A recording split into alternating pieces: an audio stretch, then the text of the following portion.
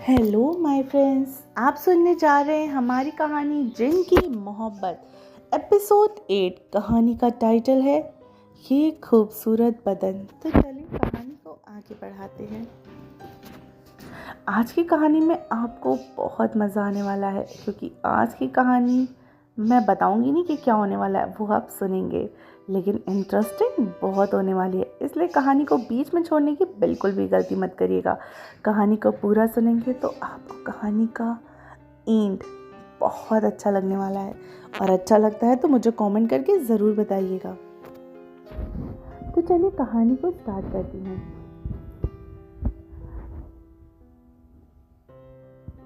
जन्नत को जैसे वो पीछे मुड़ी, तभी उसके सामने कोई खड़ा था, लेकिन वो राहुल था।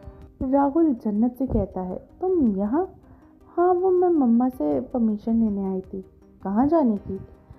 वो भाई, कल मुझे हाइकिंग पे जाना है ना।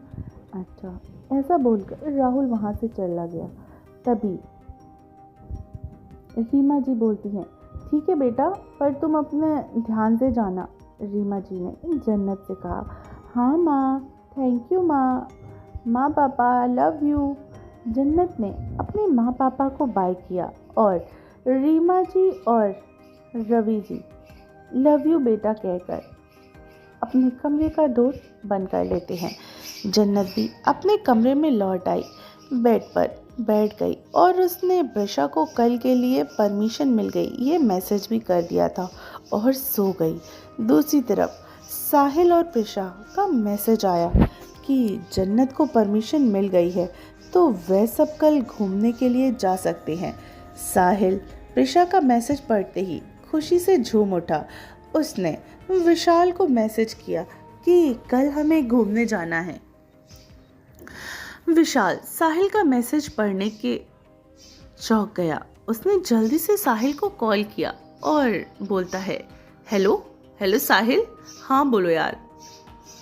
साहिल ने विशाल से कहा, तुम्हें मेरे बिना पूछे घूमने का प्लान कैसे बनाया? विशाल ने साहिल से पूछा। तो क्या?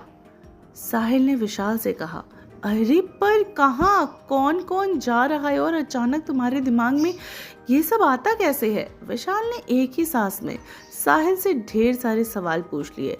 अरे मैंने प्रिशा से पूछा था कि वे और जन्नत कल घूमने चलेंगे, तो वैसे भी कल कॉलेज की छुट्टी है। साहिल ने विशाल से कहा, तो क्या बोली, क्या वे लोग आ रहे हैं? विशाल ने साहिल से पूछा। वे बोली कि आयशा को पूछती हूँ, तो आयशा रेडी हो गई आने के लिए। तो वाह भाई, मुझे बिना बताए तूने अकेले ही प्लान बना लिया। अगर मैं रेडी नहीं हुआ होता तो तुझे जबरदस्ती घर से ले आता। साहिल ने भी मजाक में कह दिया, ठीक है, मैं कल नहीं आ रहा। विशाल ने भी मजाक में कहा, प्लीज यार, तू ही तो मेरा एक सहारा है, नहीं तो जन्नत के साथ घूमने जाने का ये चांस फिर से हमें नहीं मिल पाएगा। साहिल ने विशाल से रिक्वेस्ट करते हुए कहा, एक शर्त पर। विशाल ने साहिल के सामने एक शर्त रखी। कौन सी शर्त? साहिल ने विशाल से पूछा। तेरा जो गिटार है वह तुझे मुझे देना पड़ेगा। विशाल ने अपनी शर्त साहिल के सामने रख दी। अरे वह तो मेरा फेवरेट गिटार है यार, मैं नहीं दूंगा। साहिल ने चिढ़कर कहा, सोच ले, फिर तुझे कल जन्नत के साथ घूमने का मौका नहीं मिलेगा।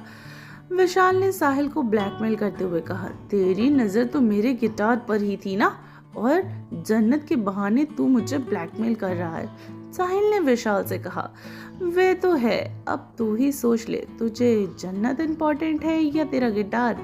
विशाल ने हंसकर साहिल से कहा, तू तो लोमड़ी से भी ज्यादा शातिर निकला यार। दे दिया गिटार तुझे, तू भी क्या याद करेगा किस दिलदार से पाला पड़ा है। साहिल ने विशाल से कहा, दिलदार से नहीं, जन्नत के मजनू से पाला पड़ा है मेरा। और विशाल जोर जोर से हंसने लगा। हाँ हाँ चल, अभी जल्दी से फोन रख, कल सुबह निकलना है हमें 9 बजे तक। साहिल ने विशाल को बताया। हाँ ठीक है, चल बाय। विशाल और साहिल बाय करते हैं और फोन रखकर सो जाते हैं। वहीं आयशा के ख्यालों में खो जाता है विशाल। रात के 1 बज रहे थे। आयशा अपने बेड पर आराम से सोई हुई थी। कमरे में हल्की हल्की से चांद की रोशनी बिखर गई थी।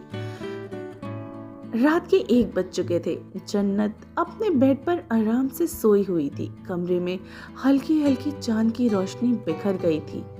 जन्नत गहरी नींद में थी। खिड़कियों से ठंडी ठंडी हवाएं आ रही थी। खिड़कियों में सफेद पर्दे हवाओं को उड़ा रहे थे। खिड़कियों के सफेद पर्दे हवाओं से उड़ रहे थे। जन्नत को अब ठंड का एहसास होने लगा। उसने अपने बदन को सिकुड़ने लगी। रात के 1 बज चुके थे। जन्नत अपने बेड पर आराम से सोई हुई थी। कमरे में हल्की हल्की चांद की रोशनी बिखर गई थी। जन्नत गहरी नींद में थी। खिड़की से ठंडी ठंडी हवाएं आ रही थी। खिड़की पे सफेद पर्दे हवा के कारण उड़ रहे थे और अब जन्नत को ठंड का एहसास होने लगा था। उसने अपना बदन सिकोड़ना शुरू कर दिया कि तभी हवाओं में भीनी भीनी खुशबू फैलने लगी।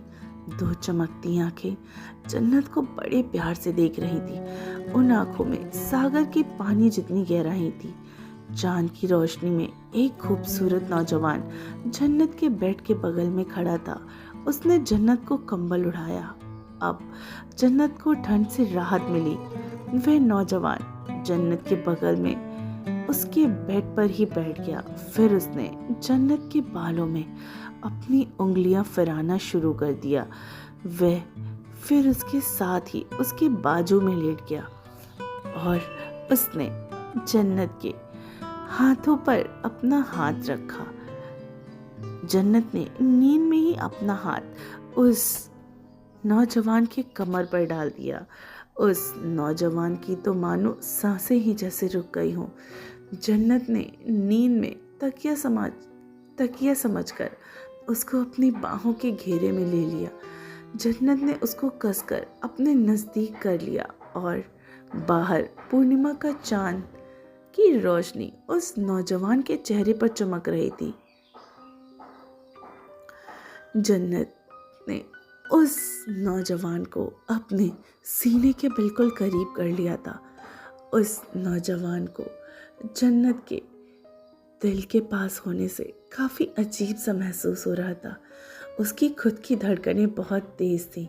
उसकी आंखें जन्नत के क्लीवेज पे थीं, क्योंकि जन्नत ने जो कपड़े अभी पहने थे वो उसके कपड़े थोड़े नीचे हो गए थे, जिससे उसका क्लीवेज पूरी तरीके से विजिबल था। और वो नौजवान जन्नत के क्लीवेज को प्यार से देख रहा था कि तभी जन्नत ने उसे और कस के अपने करीब किया, जिससे उसके होंठ जन्नत के क्लीवेज पे चले गए और उसे एक अजीब सा गुदगुदी सा एहसास पूरे बदन में होने लगा। जन्नत के बदन में भी एक सिरहन सी दौड़ गई। उसे काफ़ी अच्छा भी महसूस हो रहा था और काफ़ी अजीब भी। जन्नत ने कुछ भी नहीं कहा और चुपचाप वह उसी गहरी नींद में रही। उस नौजवान ने जन्नत की कमर पर अपने हाथ डाले और उसे अपने और करीब कर लिया। उसके पास होने की वजह से जन्नत एक बहुत गहरी नींद में चली गई थी। उसे ये सब सिर्फ एक सपना महसूस हो रहा था। उस नौजवान ने जन्नत के चेहरे पर अपनी उंगलियां फिराना शुरू कर दिया और उसके चेहरे पर झुककर उसके होठों पर अपने होठ रख दिए और उसकी बदन की गर्माहट जन्नत को अब अच्छी महसूस होने लगी थी।